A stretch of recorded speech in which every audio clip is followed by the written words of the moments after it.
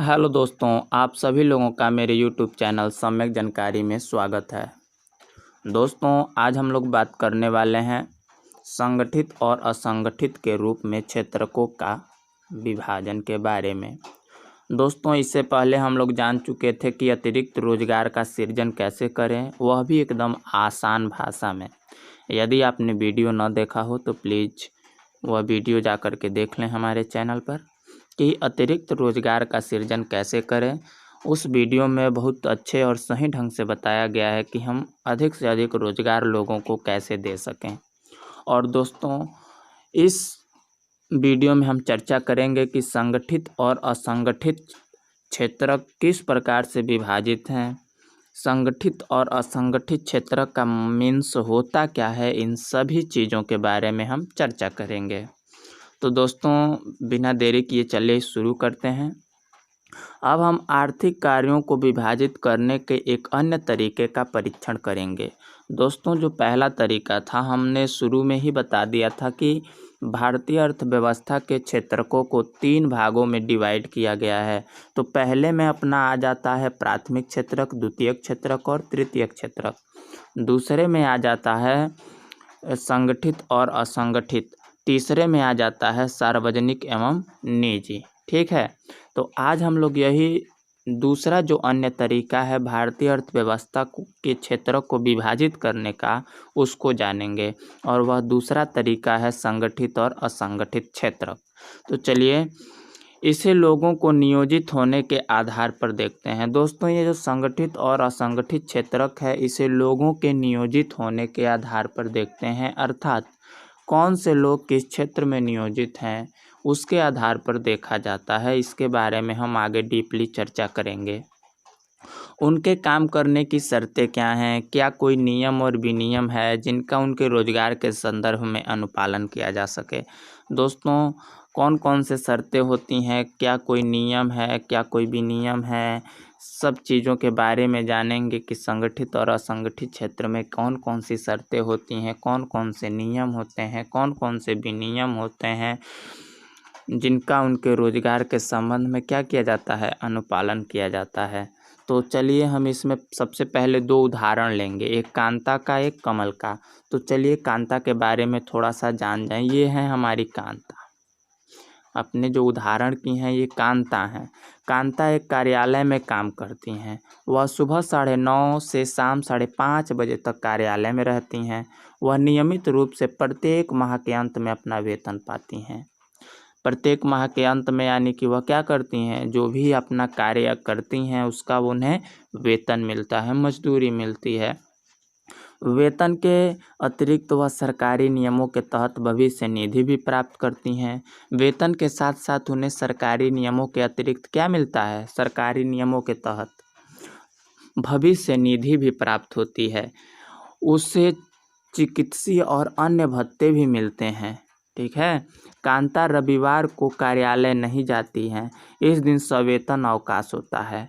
कांता जो हैं रविवार संडे के दिन क्या होती हैं, अपने दफ्तर नहीं जाती हैं, ऑफिस नहीं जाती हैं, और उन्हें उस दिन का क्या होता है, वेतन मिलता है। उसने जब नौकरी आरंभ की थी तब उसे एक नियुक्ति पत्र दिया गया था जिसमें नौकरी संबंधी निबंधन और शर्तों का उल्लेख किया गया था। जब इनकी ज्वाइनिंग हुई थी तो उस समय इन्हें एक पत्र दिया गया था जिस पत्र का क्या नाम था, नियुक्ति पत्र। उसमें क्या किया गया था, नौकरी से संबंधित जितने भी शर्तें एवं नियम थे उसमें उस चीज़ों का उल्लेख किया गया था। ठीक है, तो ये तो हम लोग जान गए कांता का उदाहरण। अब आइए ठीक इसके विपरीत हम कमल का उदाहरण देखें। कमल कांता का पड़ोसी है। जो कमल है वह कांता के क्या होते हैं, पड़ोसी रहते हैं। वह नज़दीक के किराना दुकान में दैनिक मजदूर करने वाले श्रमिक हैं। वह सुबह 7:30 बजे दुकान पर जाते हैं और शाम को 8 बजे आते हैं, यानी कि 7 AM पर जाते हैं और 8 PM को वह क्या होते हैं, घर लौटते हैं। ठीक है, उसे अपनी मजदूरी के अतिरिक्त अन्य कोई भत्ता नहीं मिलता। वह जितना वर्क करते हैं बस उसी की मजदूरी मिलती है। ऐसा नहीं है कि वेतन के अतिरिक्त, मजदूरी के अतिरिक्त उन्हें भविष्य निधि मिलती हो, चाहे उन्हें सवेतन अवकाश मिलता हो, उन्हें कोई भी छुट्टी नहीं मिलती। यदि छुट्टी मारेंगे तो उनकी मजदूरी क्या हो जाएगी, कट हो जाएगी। उसे कोई औपचारिक पत्र नहीं मिला है, इन्हें कोई भी ऐसा पत्र नहीं मिला है जिस प्रकार कांता को मिला था एक नियुक्ति पत्र, उस पर शर्तें एवं नियमों का उल्लेख किया गया था, लेकिन इन्हें कोई भी पत्र नहीं मिला है जिसमें दुकान के नियुक्ति के बारे में कहा गया हो। उसका नियोक्ता उसे किसी भी समय काम से हटने के लिए कह सकता है। जो इनका मालिक है वह कभी भी कह सकता है कमल कल से तुम ड्यूटी न आना। यानी कि इनकी जो मतलब नौकरी है वह मानिए एक तरह से खतरे में ही रहती है, और वह कार्यालय में जाती हैं, उनका कोई भी डर नहीं है, उन्हें सरकार सभी व्यवस्थाएं देती हैं। आगे हम यह भी चर्चा करेंगे कि जो जैसे कांता जो हो गई ना वह संगठित क्षेत्र की हैं, ठीक है, और जो कमल हो गए वह असंगठित क्षेत्र के हैं। तो हम यह भी जानेंगे कि असंगठित क्षेत्र के जो श्रमिक हैं उनका संरक्षण कैसे हो, उन्हें अच्छी से अच्छी सुविधा कैसे प्रोवाइड कराई जाए, ठीक है। कांता संगठित क्षेत्र में काम करती है। संगठित क्षेत्र में वे उद्यम अथवा कार्य स्थान आते हैं जहां रोजगार की अवधि नियमित होती है। यानी कि संगठित क्षेत्र में वे कार्य स्थान आते हैं जहां रोजगार की अवधि क्या होती है, नियमित होती है, और इसलिए लोगों के पास सुनिश्चित काम होता है। जो रोजगार की अवधि है मतलब जो रोजगार की सीमा है, अवधि मतलब होता है सीमा, लिमिट, वह क्या होती है एक मतलब उसकी एक अवधि होती है रोजगार की, यानी कि यहीं तक अवधि है, इससे अधिक यानी कि उसमें सीटें होती हैं। जैसे यदि कोई सरकारी नौकरी आती है संगठित क्षेत्र में तो उसमें सीमा है कि केवल 8 ही व्यक्ति काम पर लग सकते हैं। यदि 9वां व्यक्ति जाए तो उसे निकाल दिया जाएगा। क्यों? क्योंकि यहाँ पे रोजगार जो है वह सीमित है, ठीक है।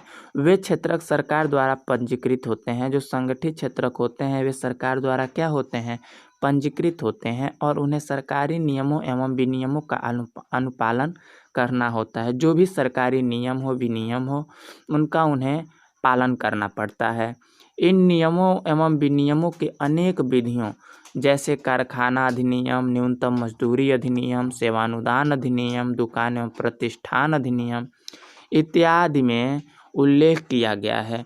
जो ये नियम और विनियम है, कारखाना अधिनियम अलग होगा, न्यूनतम मजदूरी अधिनियम यानी कि कम से कम पैसे का अधिनियम अलग है। यानी कि जो जितने भी नियम है वह सब क्या होते हैं, अलग अलग होते हैं। इसे संगठित क्षेत्र कहते हैं क्योंकि इसकी कुछ औपचारिक प्रक्रिया एवं कार्यविधि हैं। इसकी क्या होती हैं, कुछ औपचारिक प्रक्रिया हैं, नियमित तौर पे इसकी कुछ प्रक्रियाएं होती हैं। इसकी जो कार्यविधि होती है वह भी एक नियमित होती है। कुछ लोग किसी के द्वारा नियोजित नहीं होते बल्कि वे स्वतः काम कर सकते हैं, परंतु वे भी अपने को सरकार के समक्ष पंजीकृत कराते हैं और नियमों एवं विनियमों का अनुपालन करते हैं। दोस्तों संगठित क्षेत्र तो देख लिए, लेकिन इसी में कुछ लोग ऐसे होते हैं जिनकी नियुक्ति नहीं होती है, वह स्वयं भी कार्य करते हैं, लेकिन वह भी सरकार द्वारा क्या हो जाते हैं, पंजीकृत हो जाते हैं और उस नियम और विनियम का पालन करते हैं, ठीक है।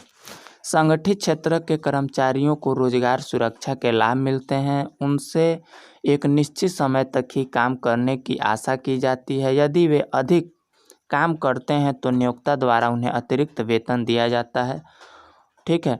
यानी कि जो संगठित क्षेत्र में काम करते हैं वह एक निश्चित समय तक काम करते हैं। यदि वह समय से यदि ओवर टाइम करते हैं तो उन्हें क्या किया जाएगा, वह जो ओवर टाइम करेंगे उसका उन्हें वेतन दिया जाएगा। वे नियोक्ता से कोई दूसरे लाभ भी प्राप्त करते हैं। वह नियोक्ता से क्या करते हैं, जो भी लाभ आता है उसे वह प्राप्त करते हैं। ये लाभ क्या है, अब जानते हैं कि भाई ये लाभ क्या है। जैसे जो लाभ प्राप्त करते हैं उस लाभ का नाम क्या है, तो दोस्तों वह लाभ का नाम है सवेतन छुट्टी, अवकाश काल में भुगतान, भविष्य निधि, सेवानुदान इत्यादि पाते हैं। वे चिकित्सीय लाभ पाने के हकदार होते हैं और नियमों के अनुसार कारखाना मालिक को पेयजल और सुरक्षित कार्य पर्यावरण जैसी सुविधाओं को सुनिश्चित कराना होता है। जब वे सेवानिवृत्त होते हैं तो पेंशन भी प्राप्त करते हैं। यानी कि जो संगठित क्षेत्र में काम करते हैं वह अपने नियोक्ता से अन्य लाभ भी पाते हैं। वह लाभ क्या है, जैसे कि उन्हें सवेतन छुट्टी मिलती है, यानी कि छुट्टी के दिन भी उन्हें क्या मिलता है, वेतन मिलता है। अवकाश काल में भुगतान होता है, भविष्य निधि मिलती है, सेवानुदान मिलता है और चिकित्सीय लाभ यानी उनकी तबीयत खराब हो गई तो उन्हें दवाई भी कराया जाता है, वह भी किसकी साइड से, कंपनी की साइड से। ठीक है। और कंपनी वाला क्या करता है, उन्हें अच्छी पेयजल और बढ़िया से सुविधा भी देता है। और जब वह सेवा से हट जाते हैं तो वह क्या करता है, नियोक्ता उस द्वारा मतलब जो कंपनी है उसके द्वारा उन्हें क्या की जाती है, पेंशन भी जाती है। इसके विपरीत आ जाते हैं हमारे कमल साहब। कमल साहब क्या होते हैं, असंगठित क्षेत्रक के श्रमिक होते हैं। इसके विपरीत कमल असंगठित क्षेत्रक में काम करते हैं। असंगठित क्षेत्रक छोटी छोटी और बिखरी इकाइयों जो अधिकांश सरकारी नियंत्रण से बाहर होती हैं उससे निर्मित होता है। जो असंगठित क्षेत्रक हैं वह छोटी और बिखरी इकाइयों से क्या होता है, जो सरकारी नियंत्रण से बाहर हो उसी से बना होता है असंगठित क्षेत्रक। ठीक है। इस क्षेत्रक के नियम और विनियम तो होते हैं परंतु उनका अनुपालन नहीं होता। वे कम वेतन वाले रोजगार हैं और प्रायः नियमित नहीं हैं। यहाँ अतिरिक्त समय में काम करने, सवेतन छुट्टी, अवकाश, बीमारी के कारण छुट्टी इत्यादि का कोई प्रावधान नहीं है। रोजगार सुरक्षित नहीं है। श्रमिकों को बिना किसी कारण काम से हटाया जा सकता है। कुछ मौसमों में जब काम कम होता है तो कुछ लोगों को काम से छुट्टी दे दी जाती है।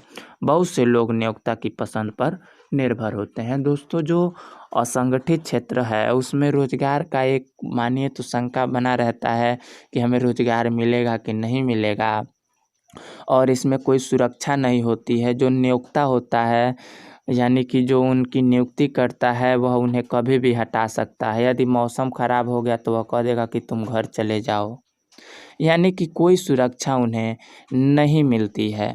और एक बात ये भी इम्पोर्टेंट है कि जो नियोक्ता है उसी के पसंद पर क्या होते हैं, श्रमिक टिके होते हैं। यदि नियोक्ता को वह श्रमिक पसंद नहीं आया तो वह उसे तत्काल हटा देगा। ठीक है। इस क्षेत्रक में काफ़ी संख्या में लोग अपने छोटे कार्यों जैसे सड़कों पर विक्रय अथवा मरम्मत कार्य में स्वतः नियोजित हैं। इसी प्रकार किसान अपने खेतों में काम करते हैं और ज़रूरी पड़ने पर मजदूरी पर श्रमिकों को लगाते हैं। ये सब किस क्षेत्रक में आ जाते हैं, असंगठित क्षेत्रक में आ जाते हैं। तो थोड़ा सा इस पे चर्चा भी करना था कि विद्यालय में पढ़ाता एक शिक्षक किस क्षेत्रक में आता है। आप लोग ये बुक होगा तो देख लीजिएगा, मैं शॉर्ट में बता रहा हूँ ताकि एक आइडिया लग सके। यानी कि जो सोचने और समझने की शक्ति है वह हमारे अंदर आ सके, तर्क करने की शक्ति आ सके। ठीक है। अब हमने बताया था कि असंगठित क्षेत्र के जो श्रमिक हैं कहीं ना कहीं उनके साथ कुछ ऐसी चीज़ें होती हैं जैसे कि उनका खतरा बढ़ता जाता है, यानी कि हमेशा खतरा बना रहता है काम करते वक्त। तो उस खतरे को कैसे हटाया जाए, असंगठित क्षेत्र के जो श्रमिक हैं उन्हें संरक्षण कैसे प्रदान की जाए, जो उन्हें असुविधाएं होती हैं वह असुविधाओं को कैसे दूर किया जाए, इन सभी चीज़ों के बारे में हम इस वाले टॉपिक में जानेंगे। ठीक है। संगठित क्षेत्र अत्यधिक मांग पर ही रोजगार प्रस्तावित करता है। देखिए दोस्तों, जो संगठित क्षेत्रक होते हैं ना वह अतिरिक्त रोजगार, जो संगठित क्षेत्रक अत्यधिक मांग पर ही रोजगार प्रस्तावित करता है। यानी कि जो संगठित क्षेत्रक होते हैं वह यदि अधिक रोजगार कहते हैं, यदि आदमी की हमें रोजगार चाहिए, उसकी अधिक मांग है तभी रोजगार मिलेगा।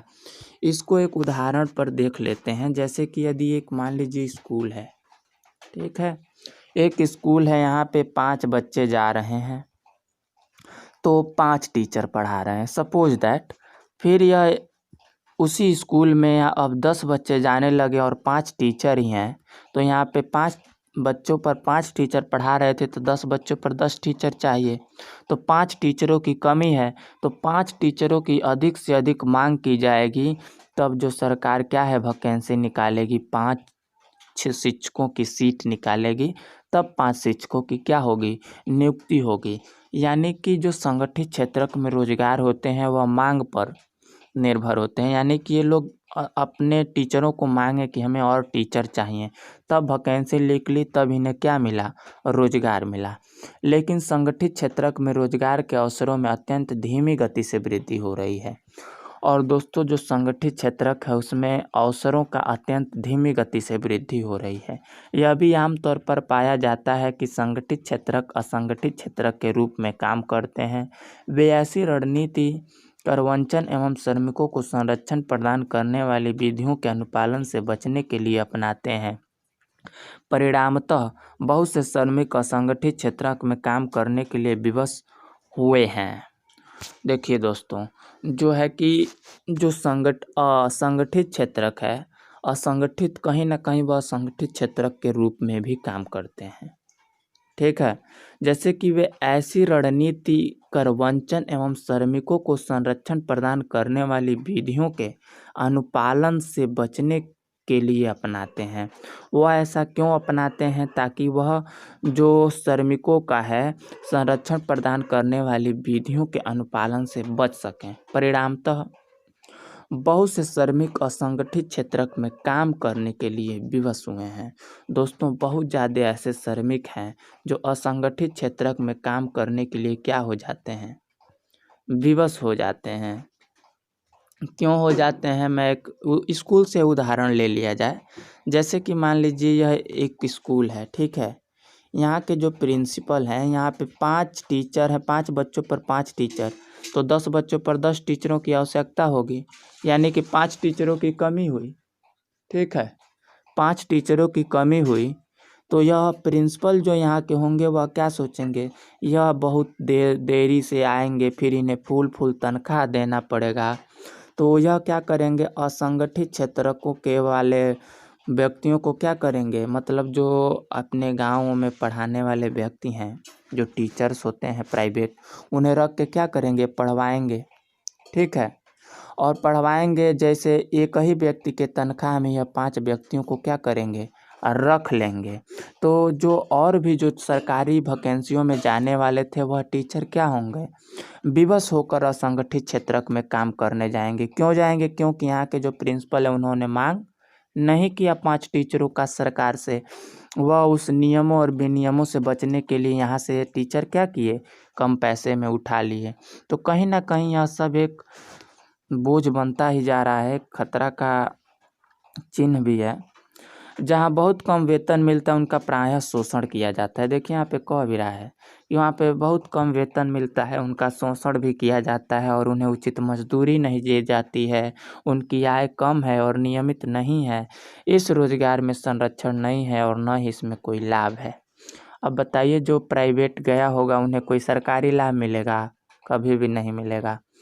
सन 1990 में यह भी देखा गया है कि संगठित क्षेत्र के बहुत अधिक श्रमिक अपना रोजगार खोते जा रहे हैं। ये लोग असंगठित क्षेत्र में कम वेतन पर काम करने के लिए विवश हैं। अतः असंगठित क्षेत्र में और अधिक रोजगार की जरूरत के अलावा श्रमिकों को संरक्षण और सहायता की भी आवश्यकता है। यानी कि जब सन 1990 में देखा गया कि जो संगठित क्षेत्र के जो श्रमिक हैं वह अधिक से अधिक अपना रोजगार क्या हो रहे हैं? खोते जा रहे हैं। तो उन रोजगारों को कायम करने के लिए कहीं ना कहीं असंगठित क्षेत्र के श्रमिकों को संरक्षण क्या है? जरूरी है। ये लाचार लोग कौन है जिन्हें संरक्षण की आवश्यकता है? अब जानते हैं कि वो कौन से लाचार लोग हैं जिन्हें संरक्षण की आवश्यकता है, जिन्हें सहायता की ज़रूरत है।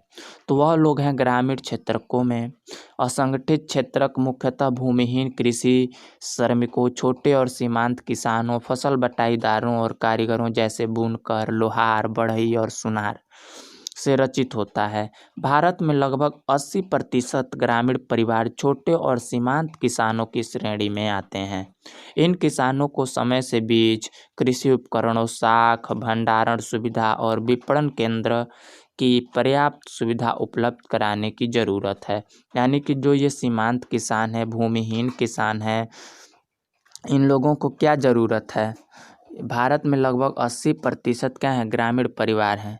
जो सीमांत किसान हैं, मजदूर हैं, इन लोगों को समय से बीज, कृषि उपकरण मतलब कर्ज, बैंक लोन, भंडारण सुविधा, विपणन केंद्र की पर्याप्त सुविधा उपलब्ध कराने की क्या है? ज़रूरत है। ज़रूरत यानी कि इन्हें संरक्षण देना चाहिए। शहरी क्षेत्रों में असंगठित क्षेत्रक मुख्यतः लघु उद्योगों के श्रमिकों, निर्माण, व्यापार एवं परिवहन में कार्यरत आकस्मिक श्रमिकों और सड़कों पर विक्रेता का काम करने वालों, सिर पर बोझा ढोने वाले श्रमिकों, वस्त्र निर्माण करने वालों और कबाड़ उठाने वालों से रचित होता है। अब देखिए, ये तो ग्रामीण क्षेत्रों का हो गया। ग्रामीण क्षेत्रक में असंगठित क्षेत्र का निर्माण कैसे होता है, तो वह निर्माण कौन करते हैं, जो दैनिक मजदूर होते हैं। ठीक है, दैनिक मजदूर हो गए, सीमांत किसान हो गए, भूमिहीन किसान हो गए, बटाईदार किसान हो गए। यह सभी मिलकर ग्रामीण क्षेत्रकों में असंगठित क्षेत्र तैयार करते हैं।